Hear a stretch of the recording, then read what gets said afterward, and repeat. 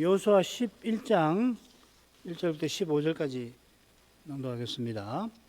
하솔 왕 야빈이 이 소식을 듣고 마돈 왕 요밥과 시므론 왕과 악삽 왕과 미 북방 산지와 기네렛 남편 아라바와 평지와 서방 도르의 높은 곳에 있는 왕들과 동서편 가나안 사람과 아모리 사람과 헷 사람과 브리스 사람과 산지의 여부스 사람과 미스바 땅 헤르몬 산 아래 히위 사람들에게 사람을 보내매 그들이 그 모든 군대를 거느리고 나왔으니 민중이 많아 해변의 수다한 모래 같고 말과 병거도 심히 많았으며 이 왕들이 모여 나와서 이스라엘과 싸우려고 메롬 물가에 함께 진쳤더라. 여호와께서 여호수아에게 이르시되 그들을 인하여 두려워 말라. 내일 이맘때에 내가 그들을 이스라엘 앞에 붙여 몰살시키리니 너는 그들의 말 뒷발의 힘줄을 끊고 불로 그 병거를 사르라. 이에 여호수아가 모든 군사와 함께 메론 물가로 가서 졸지에 습격할 때에 여호와께서 그들을 이스라엘의 손에 붙이신 거로 그들을 격파하고 큰 시돈과 미스르봇 마임까지 쫓고 동편에서는 미스바 골짜기까지 쫓아가서 한 사람도 남기지 아니하고 쳐 죽이고 여호수아가 여호와께서 자기에게 명하신 대로 행하여 그들의 말 뒷발에 힘줄을 끊고 불로 그 병거를 살랐더라. 하솔은 본래 그 모든 나라의 머리였더니 그때에 여호수아가 돌아와서 하솔을 취하고 그 왕을 칼날로 쳐 죽이고 그 가운데 모든 사람을 칼날로 쳐서 진멸하여 호흡이 있는 자는 하나도 남기지 아니하였고 또 불로 하솔을 살랐으며 여호수아가 그 왕들의 모든 성읍과 그 모든 왕을 취하여 칼날로 쳐서 진멸하여 여호와의 종 모세에 명한 것과 같이 하였으되 여호수아가 하솔만 불살랐고 산 위에 건축된 성읍들은 이스라엘이 불사르지 아니하였으며 이 성읍들의 모든 재물과 가축은 이스라엘 자손들이 탈취하고 모든 사람은 칼날로 쳐서 진멸하여 호흡이 있는 자는 하나도 남기지 아니하였으니 여호와께서 그 종 모세에게 명하신 것을 모세는 여호수아에게 명하였고 여호수아는 그대로 행하여 여호와께서 무릇 모세에게 행하신 것을 하나도 행치 아니한 것이 없었더라. 여호수아는 남부 전쟁을 이렇게 요약을 합니다. 여호수아 10장 42절입니다. 이스라엘 하나님 여호와께서 이스라엘을 위하여 싸우신 거로 여호수아가 이 모든 왕과 그 땅을 단번에 취하니라. 여호와께서 이스라엘의 하나님으로서 곧 이스라엘과 언약 맺으신 그것을 기억하시고 남부 전쟁을 친히 승리로 이끄셨습니다. 가나안 나라들은 자기를 위하여 수신을 두었지만은 여호와께서 친히 이스라엘을 자기 백성 삼으셨습니다. 여호와께서 이스라엘을 위하여 거룩한 전쟁을 주의하신 것과 달리 가나안 사람들은 자기를 위하여 새긴 우상을 만들어 섬겼습니다. 여호와께서 싸우신 덕택에 여호수아가 이 모든 왕과 그 땅을 단번에 취하였습니다. 이 모든 왕과 땅은 39절 40절에 명시된 대로 가나안 남부 지역에 속합니다. 그런 다음에 여호수아가 온 이스라엘과 함께 갈릴리 진으로 돌아왔다 하였습니다. 이러한 소식이 이 북부 지역의 자연히 전해졌습니다. 이 북부 동맹군의 수장이 틀림없을 이 하솔 왕 야빈이 듣고서 군사를 일으키죠. 줄거리를 보시겠습니다. 1절부터 5절. 하솔 왕 야빈이 남부 전쟁 소식을 듣고 이스라엘과 싸우려고 대군을 모아서 메론 물가에 모였다 하는 거고요. 6절부터 9절까지는 여호와께서 승리를 약속하시고 여호수아가 메롬에서 명령대로 행하였다 하는 내용입니다. 10절부터 15절은 여호수아가 이어서 하솔과 왕들을 성들을 정복한 이야기입니다. 이 단락을 보면은 기본을 공격했던 남부 동맹군을 물리친 사건, 여호수아 10장 1절부터 5절까지와 비슷하게 처음에는 시작이 됩니다. 그러다가 후반부로 가면은 이 남부 성들을 정복한 내용, 여호수아 10장 16절부터 43절 굉장히 길게 기록되어 있는데 그것과 비슷하게 내용이 전개됩니다. 북부 전쟁도 남부 전쟁처럼 북부 동맹군의 공격으로 전쟁이 시작되고 북부 성들의 정복으로 전쟁이 마무리됩니다. 전쟁의 시작, 전개, 종결이 비슷한데 기록 분량은 북부 전쟁이 남부 전쟁보다 거의 4분의 1에 불과 3분의 1에 불과하죠. 43절이니까 3분의 1에 불과합니다. 요컨대 여호수아가 겹치는 내용은 줄이고 반드시 중복할 내용을 이 단락에 담아낸 것이겠습니다. 자, 처음 부분으로 가죠. 하솔 왕 야빈이 이 소식을 듣고 마돈 왕 요밥과 시므론 왕과 악삽 왕과 및 북방 산지와 기네롯 남편 아라바와 평지와 서방 돌의 높은 곳에 있는 이 왕들과 동서편 가나안 사람과 아모리 사람과 헷 사람과 브릿 사람과 산지 여부스 사람과 미스바 땅 헤르몬 산 아래 휘 사람들에게 사람을 보내며 그들이 그 모든 군대를 거느리고 나왔으니 민중이 많아 해변에 수다 모래 같고 말과 병거도 심히 많았으며 이 왕들이 모여 나와서 이스라엘과 싸우려고 메론 물가에 함께 진쳤더라. 하솔 왕 야빈이 이 소식을 듣고 사람을 여러 왕들에게 보냅니다. 이 하솔은 제가 지도를 만들었는데 프린트가 안 됐습니다. 지금 단톡방에다가 이 지도를 올렸으니까 혹시 열어서 보실 수 있으면은 단톡방에 지도를 참조하시면 도움이 될 것 같아요. 하솔은 어디냐면 갈릴리 호수 바다 기억나시죠? 거기 조금 북방에 있습니다. 가장 크고 강력한 도시. 그 뒤에 보면은 이 머리라 하는 말이 나오죠. 하솔은 크기가 대략 800제곱킬로미터라고 합니다. 우리 사는 전주가 200제곱킬로미터니까 전주보다 4배가 큽니다. 그런데 남부의 유명한 도시들과 비교해 보면은 그 크기가 상대적으로 얼마나 큰지를 알 수 있어요. 라기스보다 한 11배나 크고요. 그 다음 여리고보다는 25배나 큰 것이 이 하솔입니다. 마찬가지로 하솔 왕 야빈이 동맹군을 꾸리려고 사람을 보낸 지역도 광범위합니다. 먼저 마돈 왕 요밥, 시브론 왕, 악삽 왕 북방 산지에 보냈다 했습니다. 이 북방 산지는 이 갈릴리 지역 산지를 가리키는 것 같습니다. 그러니까 하솔에서 조금 내려오면은 갈릴리 바다가 있고 갈릴리 바다 서쪽으로 산지가 있죠, 그죠? 우리 주님 사시던 나사렛도 그 산지잖아요. 그것을 이야기합니다. 마돈, 시므론, 악삽은 갈릴리 바다에서 갈릴리 바다 옆쪽으로 서쪽으로 있습니다. 바로 옆에 마돈이 있고 조금 옆으로 가면 시므론 있고 그 다음에 악삽은 이 하솔에서 서쪽으로 쭉 가서 남쪽으로 조금 내려오면 있습니다. 나중에 지도를 참조해서 보시면 되겠습니다. 그 다음 기네롯 남편 아라바라고 있는데 아라바는 갈릴리 호수에서 그 쭉 지나서 사해가 나오잖아요.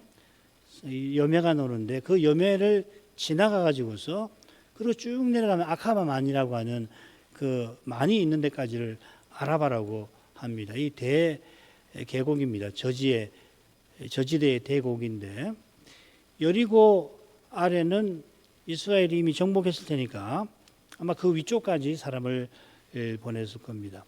평지 쉐페라는 기본 서쪽에서 아래로 길게 이어지는 골짜기 지역입니다. 베토론, 아얄란 골짜기 다 거기가 쉐펠라입니다. 밑으로 쭉 이 평지라고 했는데 골짜기 지역이라고 생각하시면 됩니다. 그 베토론 아래는 이스라엘이 점령을 했으니까 그 위까지 사람을 보냈을 것 같아요. 그 다음 서방 돌이라고 되어 있는데 이 돌은 가이사랴와 갈멜산 중간쯤 됩니다. 이 갈멜산이 이 갈릴리 호수에서 이 바다 쪽으로 가면 거기 그 갈멜산이 나오는데 그 중간쯤 있습니다. 거기 높은 곳에 갈멜산이나 높은 산지가 있으니까 거기 이 사람을 보냈던 겁니다. 높은 왕들이 도시 국가를 형성했던 것 같아요. 동서편 가나안 사람, 아모리 사람, 헷 사람, 브리스 사람, 산지의 여부스 사람은 미스바 땅 헤르본 산 아래 히위 사람과 마찬가지로 하솔 위쪽에 갈릴리 북부에 살던 사람들로 보입니다. 헤르본 산은 뭐 하솔보다도 훨씬 저 위쪽이죠, 그죠? 야빈의 지시를 받은 왕들과 도시들은 그 모든 군대와 함께 나왔습니다. 나왔다는 말은 전쟁하러 나섰다 하는 말입니다. 야차하라는 말인데 군사가 얼마나 많은지 해변에 수다 모래와 같았다 했습니다. 게다가 말과 병거가 심히 많았습니다. 훗날 사사기 처음에 보면은 거기 하솔왕 야빈이 나오죠, 그죠? 그 야빈이 이 개인 이름이 아니라 왕명이라고 하는 것을 짐작해 볼 수 있는데 시대가 다르니까요. 그 군대 장관 시스라를 앞세워 가지고 이스라엘을 공격하는데 이스라엘이 힘이 약해 가지고서 속수무책이죠. 지배당하는데 그때 철병거가 900성이었다 하였습니다. 그런데 4월 시대로 가보면 블레셋의 병거가 3만이고 마병이 6천이라 백성은 해변에 모래같이 많았다 했으니까 지금 북부 동맹군과 비슷하죠. 묘사하는 것이. 그러니까 하솔의 병거도 시스라 때 900성보다도 훨씬 많았을 거라고 추측이 됩니다. 유다가 다른 지파보다 착실히 기업의 땅을 정복해 나갔지만은 이 철병거 때문에 골짜기의 거민은 쫓아내지 못했다 할 만큼 이 병거는 고대 강력한 무기였던 겁니다. 말도 마찬가지겠죠. 마병도 마찬가지고 이 왕들이 약속 지점에 모여 나와서 메롬 물가에 함께 진쳤다 했는데 메롬은 하솔에서 조금 위쪽입니다. 하솔하고 미스바 사이에 있는 물가가 있는데 그쪽입니다. 호수가 있고 남부 전쟁은 다섯 왕이 기본을 공격한 일로 발발했던 것과 달리 북부 전쟁은 하솔 왕 야빈이 훨씬 큰 규모로 군대를 동원하여서 이스라엘과 마치 건곤 일척의 일전을 대비한 것으로 시작됩니다. 하솔의 군대만 하더라도 다섯 왕의 동맹군에 못지 않았을지 모르겠습니다. 도시 규모를 생각하면요. 자, 이런 비용에 비춰서 이어지는 말씀을 보겠는데요. 여호수아는 섬세하게 전쟁 과정을 압축해서 설명을 합니다. 우리 라서스로 나눠보겠습니다. 6절, 7절, 8절 상반절, 8절 하반절, 9절 이렇게 됩니다. 6절은 여호와께서 전쟁 지시를 내리는 장면이고 7절은 이스라엘이 졸지에 습격했다는 거, 8절 상반절에는 여호와께서 적군을 이스라엘 손에 붙이셨다는 거, 8절 하반절은 이스라엘이 한 사람도 남기지 않고 대성을 거뒀다는 이야기고, 그 다음 9절은 여호와의 명령대로 여호수아가 말과 병거를 처리한 내용 이렇게 되어 있습니다. 자, 6절로 넘어가죠. 여호와께서 여호수아에게 이르시되 그들을 인하여 두려워 말라. 내일 이맘때에 내가 그들을 이스라엘 앞에 붙여 몰살시키리니 너는 그들의 말 뒷발에 힘줄을 끊고 불로 그 병거를 사르라. 하솔 왕 야빈이 대규모 군대를 동원하여 진치자 여호와께서 여호수아에게 이르셨습니다. 여호와께서 사령관으로서 북부 동맹군의 동태를 다 살피시고는 자기 종에게 작전을 지시하시면서 먼저 그들을 인하여 두려워 말라 격려하십니다. 아마 이 격려는 내일 이맘때라고 하셨으니까 이 길갈에서 이스라엘이 출발하고 난 다음에 알려졌을 거라 그렇게 추측이 됩니다. 남부 동맹군과 싸워야 할 때도 똑같이 격려하셨죠. 여호수아가 남부 전쟁에서 거듭거듭 승리를 거두었지만은 북부 동맹군을 마설해야 할 때 두려움이 그 마음에 일어났을 것 같습니다. 북부 동맹군은 남부 동맹군보다 훨씬 규모가 확실히 큽니다. 사람의 마음을 아시는 여호와께서 여호수아들어 두려워 말라 하고 명령하십니다. 두려워 말라 이 명령인데 그 근거가 든든한데 이어져 나옵니다. 내일 이맘때에 내가 그들을 이스라엘 앞에 붙여 몰살시키리라. 이스라엘 앞에 붙여 몰살시키겠다 이렇게 새겨놨는데요. 여호와께서 북부 동맹군을 이 사륙당한 채로 이스라엘 앞에 던져 주실 것처럼 말씀하시는 것 같습니다. 8절에 나온 대로 이스라엘이 칼로 그들을 쳐서 죽이는데 실은 여호와께서 이스라엘을 쓰셔서 그들을 쳐서 죽이신다.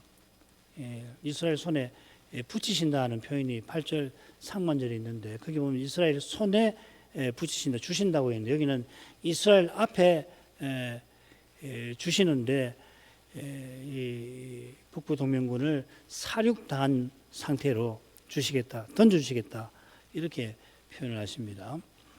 이스라엘 대성을 거두게 하실 것을 보장하신 터에서 여호와께서 이어 독특한 명령을 내리십니다. 말의 뒷발 힘줄을 끊어버리고 병거를 불살르라 하는 겁니다. 훗날 이스라엘의 왕이 세워질 때에 거기 보면 병거와 기병이 있죠.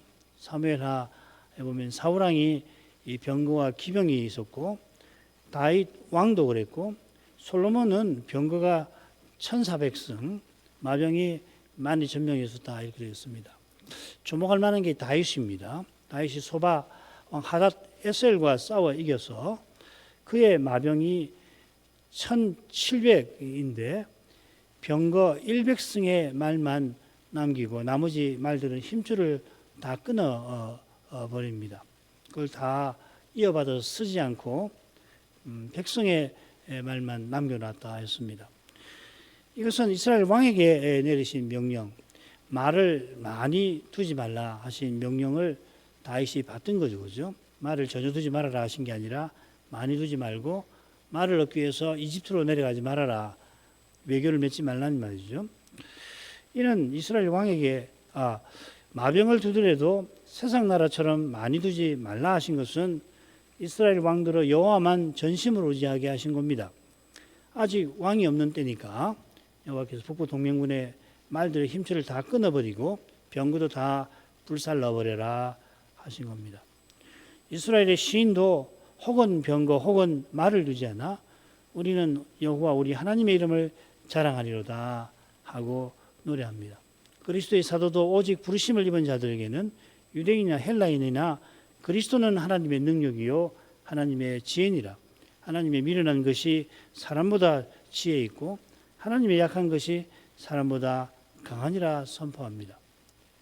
고대에 병거도 없고 말도 없으면은 사람이 올 때는 참 약한 것이란 말이죠. 그런데 여호와 하나님께서 친히 이 전쟁을 지휘하시니까 사람 보기에 약한 것이 실은 사람보다 강한 거죠. 참된 믿음은 사람의 힘과 꾀로 행치 않고 하나님의 능력과 지혜이신 그리스도를 의지합니다. 여호와께서 여호수아들로 오실 메시아를 바라보아라 하신 것이겠습니다.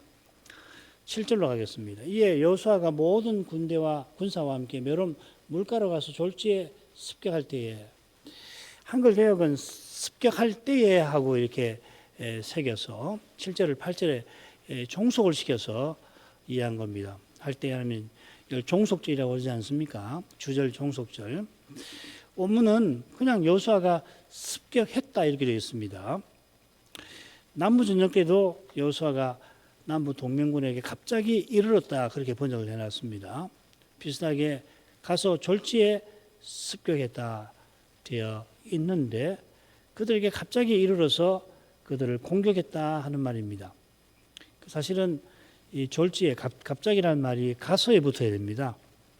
습격했다에 붙지 않고 갑자기 가서 그리고 공격했다 이렇게 되어 있습니다. 그런데 우리 번역은 갑자기 습격했다 이렇게 번역을 했구만요.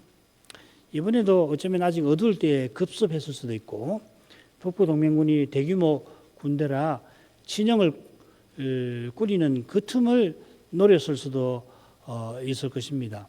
그런데 여호수아는 공격 시기나 양상에 관해서 언급하지 않습니다. 남부전쟁 초기처럼 여호수아는 여호와의 지휘를 받아서 갑자기 적의 진영에 들이닥쳤습니다. 갑자기 들이닥치니까 아직 정비되지 않은 대규모 군대가 혼란에 빠졌을 수도 있습니다만 과연 그렇다고 단정하기는 힘듭니다. 책을 보니까 전쟁을 연구하는 사람들은 아마 이렇게 해서 승기를 잡았을 거다 그렇게 설명하는데 여호수아는 그렇게 설명을 하지 않아요. 여호수아가 이 점에 관해서 우리에게 말하고자 하는 점이 세 번째에 나오는 것 같습니다. 8절 상반절 여호와께서 그들을 이스라엘의 손에 붙이신 거로 여호와께서 그들을 이스라엘 손에 붙이셨다. 전쟁 났을 때에 여호와께서 여호수아에게 비슷한 말씀을 하셨습니다. 내가 그들을 사륙당한 채로 이스라엘 앞에 던져주겠다.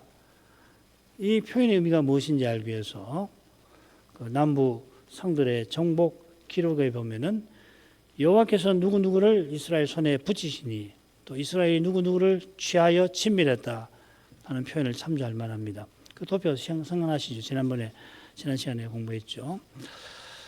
어떤 데는 둘 다 나오고 어떤 데는 하나만 나오고 그렇죠. 그죠? 여호와께서 이스라엘 손에 붙이신다는 것은 물론 이스라엘이 결정적 승리를 거두게 하신다는 뜻입니다. 이는 여호와께서 전쟁을 승리로 이끄심을 가리킵니다.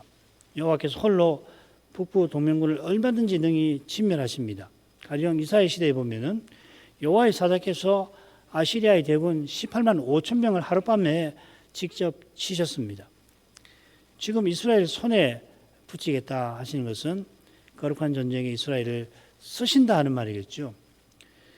이는 레위기의 가정 성결법에 나오듯이 이스라엘의 신령한 유익을 위하심입니다. 무엇보다 이스라엘이 온갖 가정한 일을 행한 가나안 족속을 직접 치게 하셔서 그들의 악행을 멀리하게 하시는 것입니다. 그리스도께서 우리들어 그리스도의 남은 고난에 참여하게 하신데도 비슷한 뜻이 똑같지는 않지만 비슷한 뜻이 있겠습니다. 주님은 우리들어 선으로 악을 갚게 하셔서 악의 권세를 물리치도록 하십니다. 이보다 지금 이곳에서 죄를 멀리하는 방식이 없습니다. 이 신비한 방식에는 이스라엘 전쟁이 물론 거기까지 미치지는 못하겠습니다만은 여호수아가 큰 전쟁을 수행할 때 필시 오실 메시아를 바라보며 사람으로 행하려고 하는 유혹과 실험하면서 그가 신령한 전쟁을 치렀을 게 분명합니다. 그처럼 구약 신자는 여호와의 명령을 받들어 원수를 진멸할 때에 그 피비린내 진동하는 끔찍한 현장에서 자기 자신도 그런 심판을 피할 수 없는 존재인 것을 깨달았을 것입니다. 이러한 깨달음, 자기가 누구 못지않은 죄인이고 누구 못지않게 심판마다 마땅한 그런 죄인인 것을 깨닫지 않고서는 아무도 그리스도의 남은 고난에 참여하지 못하는 법입니다. 8절 하반절 그들을 격파하고 큰 시돈과 미스르봇 마임까지 쫓고 동편에서는 미스바 골짜기까지 쫓아가서 한 사람도 남기지 아니하고 쳐 죽이고 이스라엘이 여호와의 도우심으로 북부 동맹군을 격파하였습니다. 격파하고와 쳐 죽이고 두 번 나오는데 똑같은 낱말이면 낙하라는 말입니다. 두 낱말이 이 둘째 대목에서만 25번 나옵니다. 이 둘째 대목이 넉장안이에요. 9장부터 12장까지 25번입니다. 첫째 대목에서는 6번, 세 번째 대목에서는 7번만 나옵니다. 그러니까 빈도가 굉장히 많죠. 그건 두 번째 대목이 전쟁에 관한 것이니까 자연히 이 친다, 낙하라고 하는 낱말의 빈도가 분량에 비해서 훨씬 높은 겁니다. 앞에서는 이스라엘이 그들을 쳐서 큰 시돈, 미스로봇, 마임, 미스바 골짜기까지 쫓았다 하고 뒤에서는 한 사람도 남지 않을 때까지 쳤다. 까지라는 말이 두 번 다 나옵니다. 뒤에는 후반부에서는 까지라는 말이 번역이 안 돼서 제가 굳이 넣어서 번역을 했습니다. 요컨대 이스라엘이 앞에서는 북부 동맹군의 먼 영토 미스로봇 마임, 그다음 큰 시도는 하솔 저 위쪽이에요. 시도는 잘 아시는 대로 지중해에 있는 해변 도시 아닙니까? 미스로봇 마임은 이 두로 밑에 있는 두로 위에 시돈이 있고요. 그 다음에 두로 아래 미스로봇 마임이 있습니다. 미스바는 메롬 북쪽에 있는 곳인데요.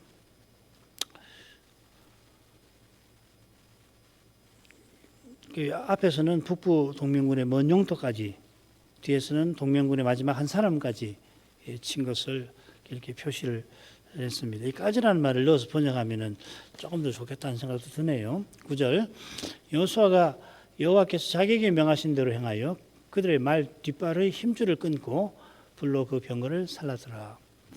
여호수아는 탈취한 말과 병거를 여호와의 명령대로 처분하였습니다. 여호수아는 자기가 여호와께서 명하신 대로 행했다는 걸 강조하고 있습니다. 그냥 간단하게 하려면 여호수아가 여호와의 명령대로 말의 힘줄을 끊었다 이렇게 할 수 있잖아요.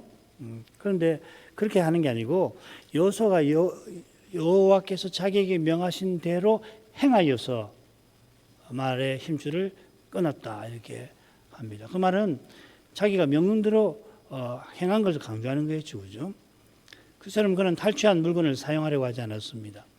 평소 사용하지 않던 거라 사용하게 되면 오히려 불편하고 방해되어서 그런 게 아닙니다. 오직 여호와를 의지한 것입니다. 그런 까닭에 여호와께서 명하신 대로 행할 수가 있었던 거겠죠. 참된 순종은 참된 믿음에서 나옵니다. 실제에서는 둘이 같으죠. 이제 신학적으로는 이 순종과 믿음을 조금 섬세하게 구분할 필요가 좀 있거든요. 칭의하고 성화를 우리가 어떤 대목에서는 확 구분을 하지 않습니까?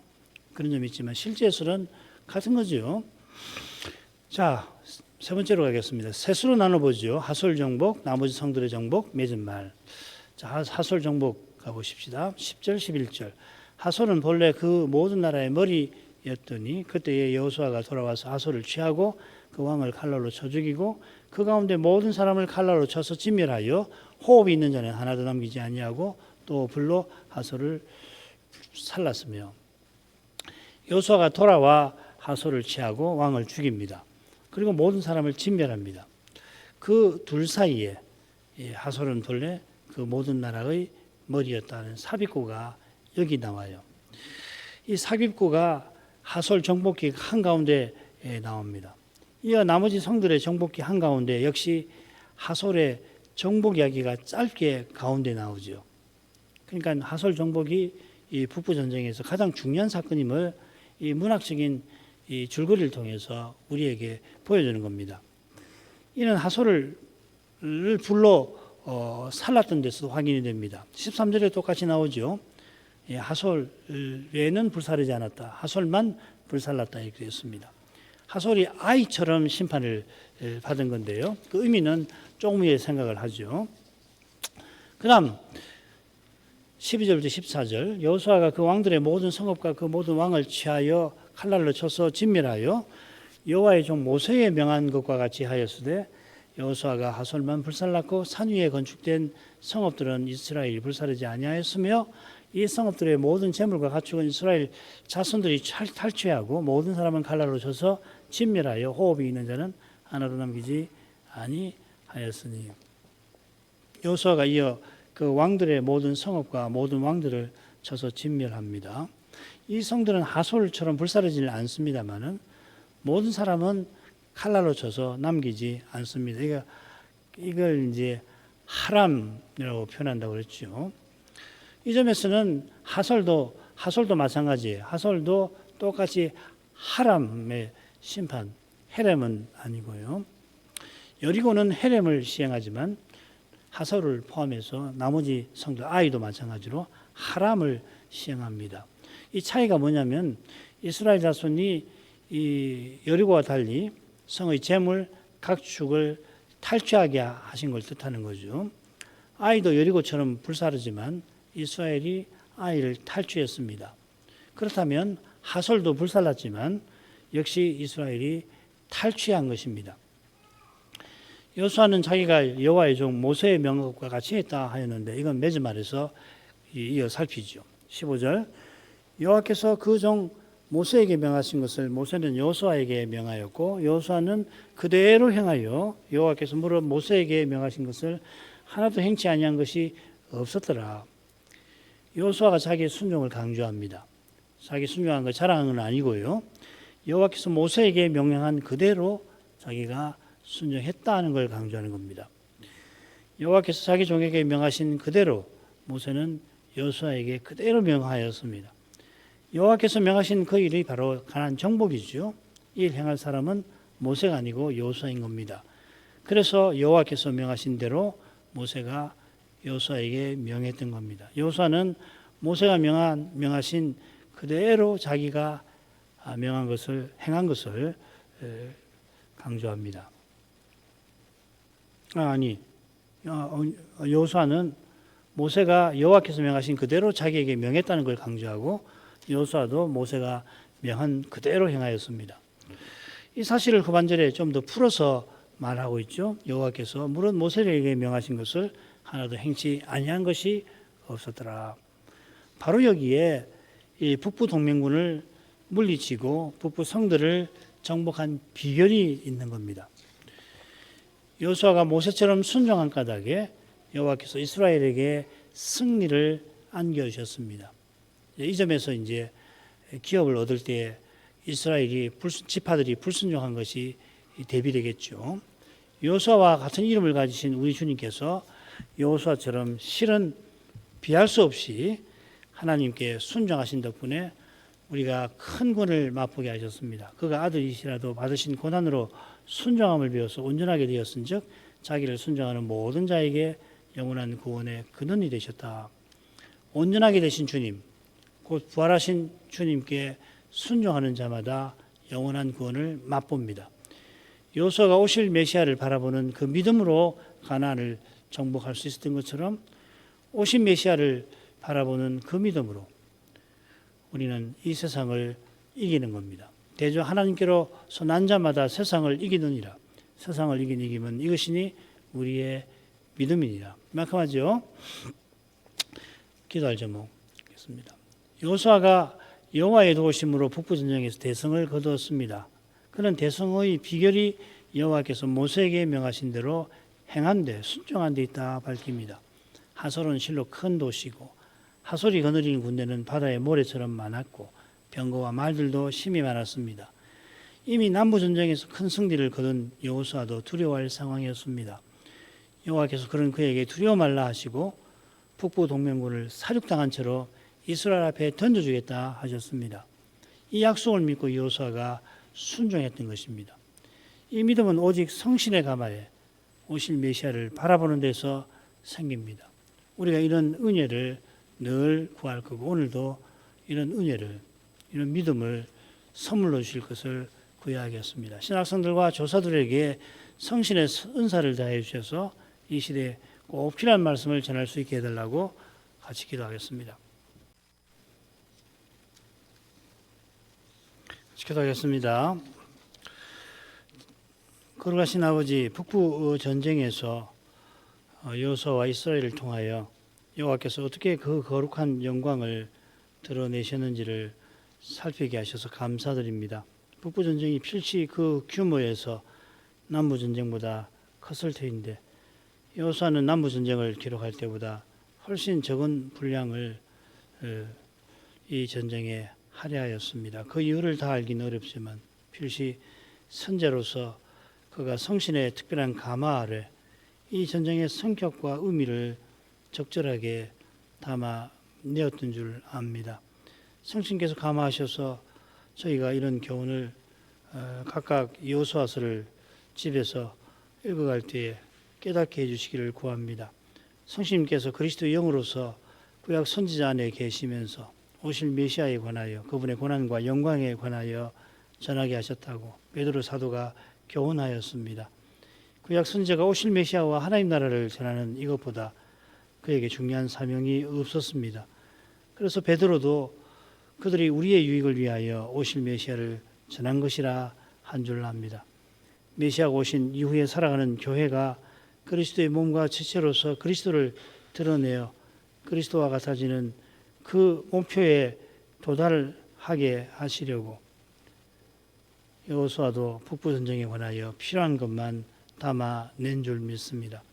그가 오실 메시아를 바라보며 당대 교회만 아니라 오고 오는 교회에게 꼭 필요한 내용을 북부 전쟁에서 선별하여 기록하였던 것처럼 저희도 이 기록된 성경에서 그리스도를 바라보게 하시고 그리스도의 거룩한 빛 가운데에서 여호수아 시대 교회가 어떤 길을 어떻게 걸어갔던가 하는 걸 살피고서 이 시대의 주님의 교회답게 서가는 길은 어디며 그 길을 걸어가는 것은 어떠한 것인지를 깨달아가게 하시옵소서. 여호수아는 남부전쟁보다 훨씬 규모가 컸을 이 북부전쟁을 기록하면서 여호와께서 자기 종 모세에게 명하신 그대로, 모세가 여호수아에게 명한 그대로 자기가 행하였다 고백하였습니다. 여호와께서 모세에게 명하신 그 일이 모세가 행할 일이 아니라 여호수아가 행할 일이었는데, 여호수아가 그 일을 행할 때에 모세를 통하여 명령받은 그대로 그 지시를, 여호와 하나님의 지시를 받들었습니다. 그가 그리하였던 것은 여호와께서 친히 전쟁을 진두지휘하신 그 사실에 있나이다. 여호와께서 북부전쟁에 나서는 여호수아에게 두려워 말하라 하실 뿐 아니라 내일 이맘때에 내가 그들을 사륙당한 채로 이스라엘 앞에 던져주리라 약속하셨습니다. 여호수아가 이미 남부전쟁에서 승리를 거듭한 터라 이스라엘이 용기 백배한 상태에 있다 할지라도 하솔 왕 야빈이 남부 동맹군보다 훨씬 큰 규모로 바다의 모래같이 많은 군사를 모았을 뿐 아니라 남부 전쟁에서는 언급되지 아니한 말과 병거들도 심히 많이 배치해 두었는데, 그들이 메론 물가에서 그러한 것들을 보았을 때 그 위세에 위압당할 수가 얼마든지 있었을 줄 압니다. 혹시 이스라엘이 승리한 경험에 도취하여서 적군의 위세에 꿀리지 않고 맞서 보려 했을 수도 있겠지만은, 여호수아는 그저 북부 동맹군의 그 대규모 군대에 위축되지 않고 사람으로 행치 아니하려 한 까닭에 자연히 주의 도우심을 구하면서도 연약한 인생으로서 주의 일을 앞두고 두려워했던 줄 믿습니다. 그런 그를 여호와께서 붙들어주실 뿐 아니라 승리를 확신할 수 있도록 친히 전쟁을 지휘하시겠다 하셨습니다. 이런 약속의 말씀이 있었고 그 약속의 말씀을 붙들었던 까닭에 여호수아는 여호와께서 원수들을 자기네 손에 붙이시는 그 놀라운 현실을 경험할 수 있었던 줄 믿습니다. 이스라엘이 원수들을 메론 물가에서 크게 물리칠 뿐 아니라 이 하솔 저 북쪽까지 적군을 쫓아가서 승리를 거두었을 때 여호수아는 자기가 주의 명하신 것을 그저 받들었을 뿐이라 고백한 줄 압니다. 이러한 고백이 십자가로 올라가시던 그때에 사도들에게도 절실했던 것을 그들에게 교훈하셨는데, 그러한 고백, 모든 일을 다 행한 후에도, 명하신 대로 행한 후에도 나는 무익한 종이라 하는 이 고백이 이 시대 주님의 교회들 앞에 서나가는 길에도 꼭 필요한 고백임을 믿나이다. 하늘아버지께서 저희 모두를 긍휼히 여겨주셔서 이처럼 전심으로 주님을 의지하고서 다만 겸손히 주님의 일을 감당하며 살아갈 수 있게 해 주시옵소서. 예수님의 이름으로 기도합니다. 아멘.